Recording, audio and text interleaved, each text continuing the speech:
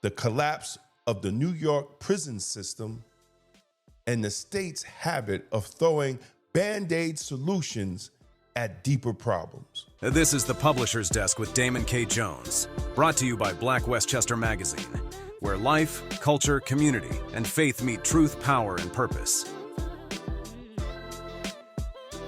Peace and blessings, everybody. This is Damon K. Jones, and welcome to another episode of the Publisher's Desk.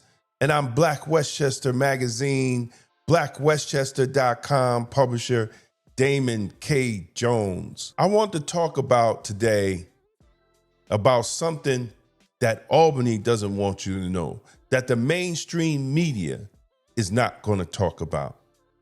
The collapse of the New York prison system and the state's habit of throwing Band-Aid solutions at deeper problems. On one hand, we got prisons so unsafe and understaffed that the National Guard has been called to work as correction officers. And on the other hand, we got the state handling a $400 inflation refund check and calling it relief to taxpayers in New York. It might sound like two different stories, brothers and sisters. One about public safety and the other about economics. But they're really the same story. New York State's mismanagement at the cost of the taxpayer. Because when you see the state spend $445 million in overtime to keep prisons from collapsing, while patting itself on the back and mailing you a $400 check, you know we're not looking at leadership. We're looking at a political game being played on the voters and the taxpayers' money. Thomas Sowell once said, freedom is not free, and the responsibility is the price. The same principle applies to authority. A government cannot maintain order if it lacks either the ability or the will to enforce the rules. And New York State's prisons are proof of that failure. Today, the state has around 31,000 inmates, but only about 15,000 correction officers. And thousands of those positions go unfilled. Feces thrown at us and sexually assaulted. We're done with that. No more can this happen. It's warfare in there. The striking prison guards say they want it to be safer and are begging the governor and leaders in Albany to repeal the HALT Act, which they say gives inmates too much freedom. Daniel Bauer resigned and retired last year as a CO from Wendy in Alden after 34 years, telling me he watched too many people get hurt inside the facility and blames the HALT Act. The inmates do not get penalized for doing anything to officers who became punching bags, and people kept on getting hurt, and they were let out the next day to go and get in more fights. How are you rehabilitating somebody with PlayStations and iPads and big screen TVs? Are you really telling the victims' families or the victims that they have iPads and PlayStations and big screen TVs? Do you tell them that? The reality is this: one officer is responsible from 120 to 170 inmates. The system has always ran short. But now the problem has reached crisis levels. Nearly 2,000 officers have walked away in recent months, choosing to retire early or just quit outright. But they're not leaving because they don't want a job. They're leaving because they'd rather be alive than spend every day in a system where authority has collapsed. That may be. For Bronx native Jelani Sandiford, taking a stand for change meant risking the job he's held since graduating from the Corrections Academy in 2013, leading to mandatory overtime. 24-hour shifts, 36-hour shifts. I'm not going to be able to be the parent that I could be, the father that I can be to my children because I'm barely seeing them, because I'm not even able to respond to them appropriately, because I'm so tired, because I'm agitated, because I'm dealing with things that I'm seeing in prison. These are the situations that we've tried to highlight for years, and they haven't been addressed. And what's Albany's answer? To call in the National Guard to work as correction officers. They're not trained to work in a correctional facility. Each prison is different, but across the board, it's terrible. We all agree that, Afghanistan was better than the conditions. These are the shocking firsthand accounts of the working conditions inside state prisons. Dirty as hell. From members of the New York National Guard, who say they have major concerns from inside Shawangunk, Otisville, Attica, and Sing Sing, just to name a few.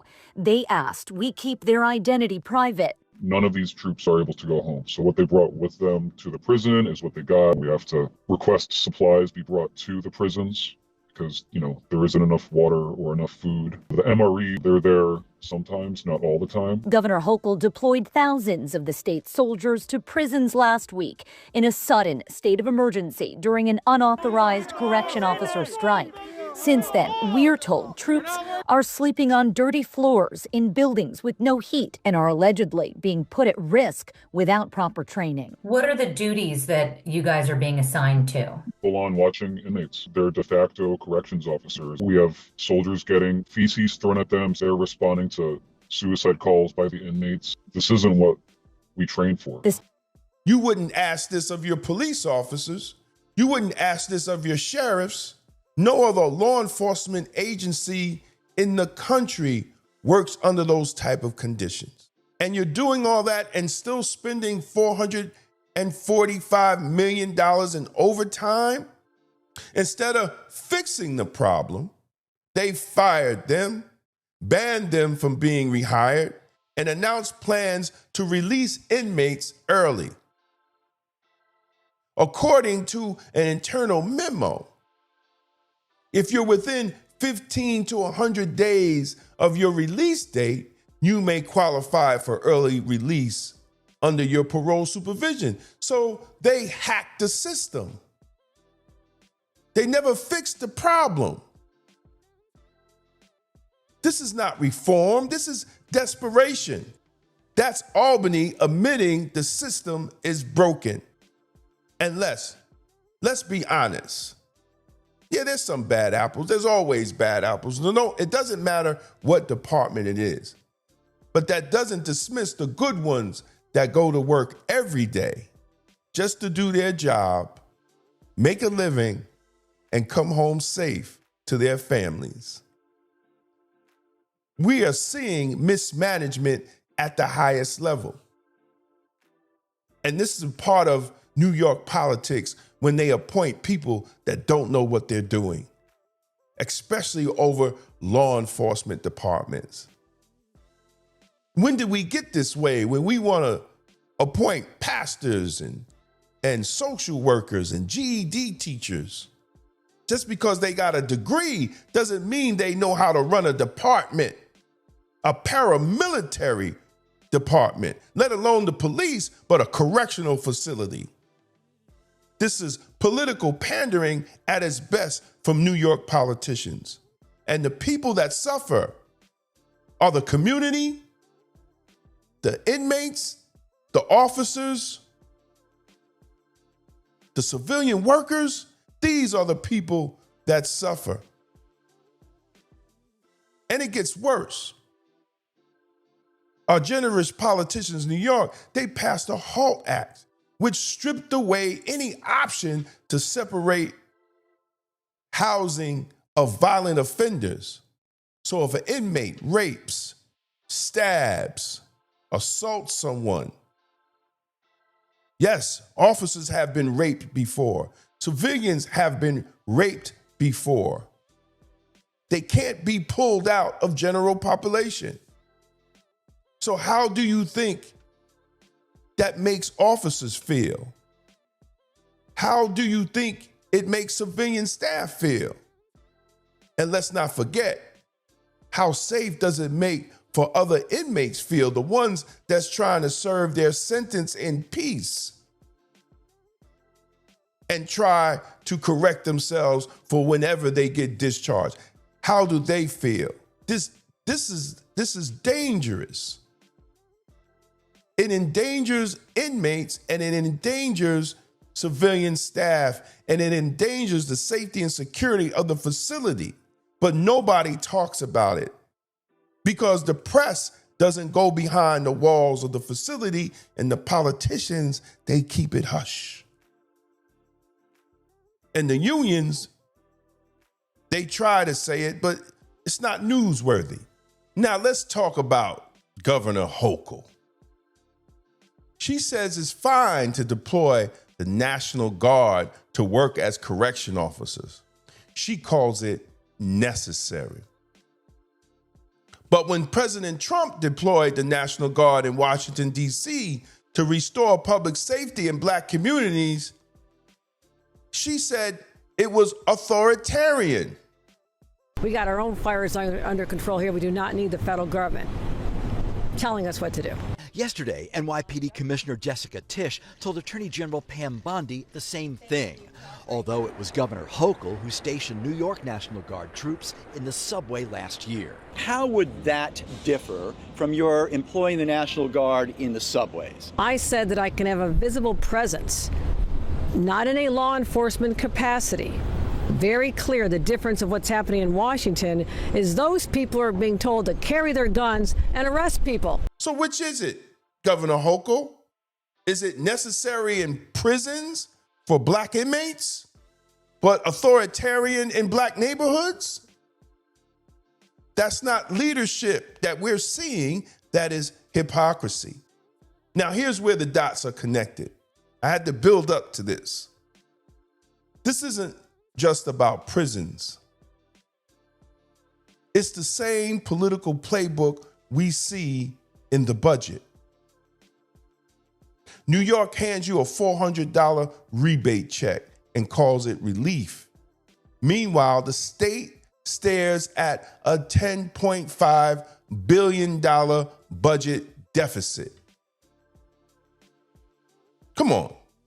We know a $400 check won't even cover 1 month of property taxes in Westchester County. Families here are paying $13,000 to $20,000 a year in property taxes. So let me put this plainly, since some people might not understand what I'm talking about. If the state can blow $455 million on overtime for prisons, but only give you a measly $400 checks, that's not relief, that's pandering. That's pandering for your vote. Albany isn't solving the problem, it's distracting you with crumbs. And let's be real, this has been Albany's playbook and politicians in New York's playbook with the Black community for decades. We've been conditioned to believe that government cares when it gives us something, a rebate check, a ribbon cutting, a temporary program that solves nothing. But what happened when you actually look at the outcomes of what they do? Crime rates stay high because public safety gets managed, not solved. Black businesses stay scarce because we're pushed towards dependency, not independence. Our schools stay underfunded because they're tied to property taxes that we can't afford. And our seniors, Black seniors, get taxed out of their homes, stripped of the generational wealth they fought hard to build for generations. A $400 check doesn't fix that, Governor Hochul. It doesn't come even close. Governor Hochul, if Governor Hochul really wanted to help New Yorkers, here's what she should be talking about.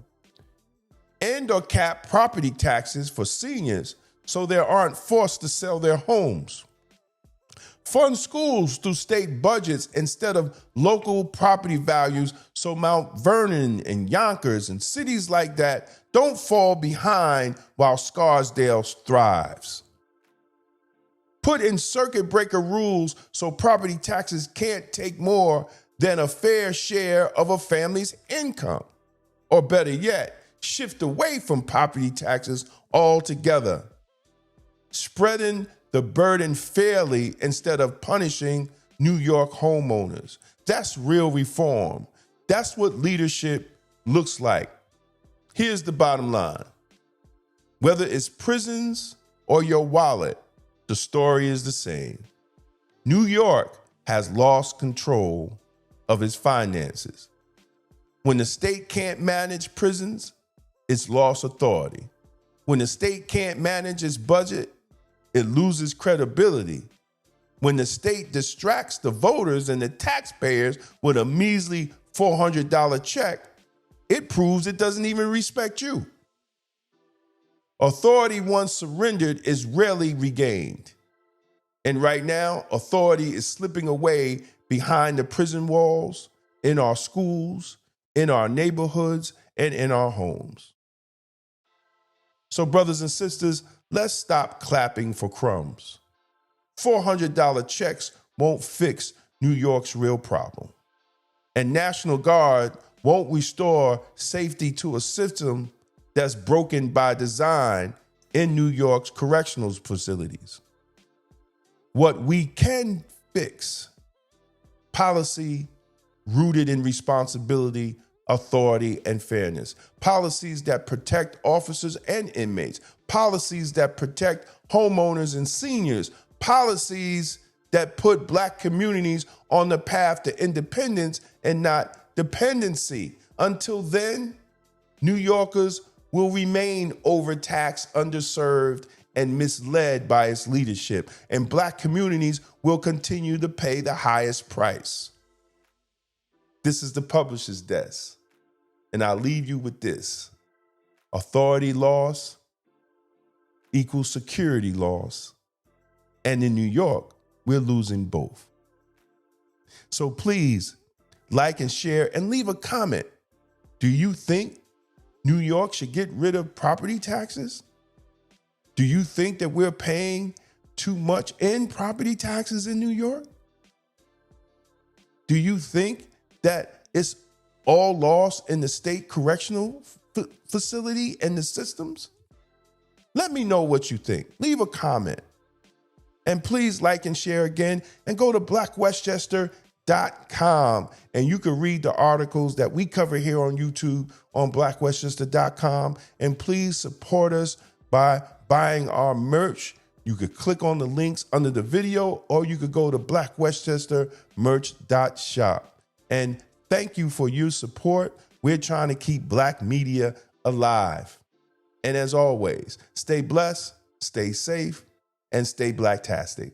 Peace out. Tired of the same emotional politics that lead nowhere? Emotional Politics, Logical Failure by Damon K. Jones is the book Black America needs right now. It exposes the lies, challenges the gatekeepers, and calls for real strategy, not just symbolism.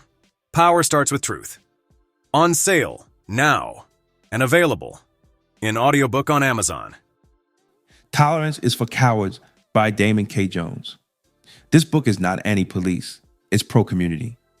Discover how the extended policing strategy empowers you to demand real public safety, justice, and accountability from your local police department. Because the Black community deserves good policing. On sale now on Amazon and Audible. Discover Jesus and Divine Black Masculinity by Damon K. Jones. This a bold blueprint to restore faith, manhood, and purpose in Black America. Because the Black community needs good Black men. Available now on Amazon. If you found this video informative, don't forget to like and share it with others who need to hear the truth. And for exclusive content and behind-the-scenes access, join the Black Westchester Magazine YouTube membership club today.